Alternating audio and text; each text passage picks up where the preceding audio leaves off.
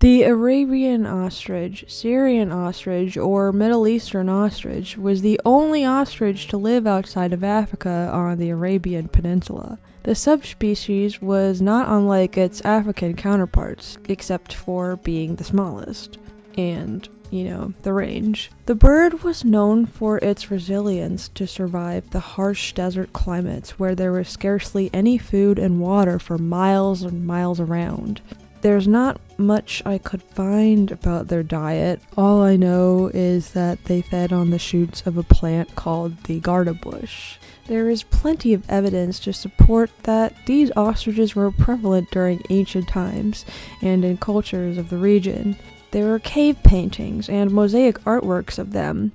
Eggshells turned into cups have been discovered, often inscribed with poems or drawings. In Mesopotamia, it was used as a sacrificial animal. In ancient Rome, there was a very high chance that they were one of the many kinds of animals used for venatio, or the amphitheatrical entertainment involving hunting and slaughtering animals in front of a large crowd. The fact that these ostriches left their eggs unsupervised was the reason why the Book of Lamentations under Jewish faith deems the bird as heartless, which shows the lack of understanding that even though it seems like these birds are endangering their young, they were actually very reliant on the harder exterior of their eggshells to protect them from potential thieves. There was also a chance that the bird's meat was not kosher. Islam, on the other hand, represented the bird as a sign of wealth and elegance. Rich and noble Muslims hunted them as a form of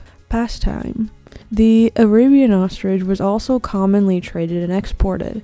Interestingly, some made it as far away as China. It is said that during the Tang dynasty, an Arabian ostrich was gifted to an emperor. Having never seen anything like them before, the Chinese called them camel birds. Nomadic Bedouin hunted ostriches for meat when the opportunity struck, but their feathers caught the eye of the fashion industry during the 1800s to early 1900s, and so the population dwindled. But as you know, ostriches were vast creatures and difficult to catch. But technology advanced, as it does. Following the First World War, many new paths and roadways were built to more efficiently access their native habitat. Bows and arrows were replaced by firearms, horses by speedy motor vehicles, and it became harder and harder for the birds to get away from the hunter chasing the thrill of the kill. Finally, in 1941, the last authenticated Arabian ostrich was shot dead and eaten by the workers of an oil pipeline in Bahrain. Some sources say that a corpse was once found on the banks of the Jordan River after a flash flood in 1966, but this is debatable.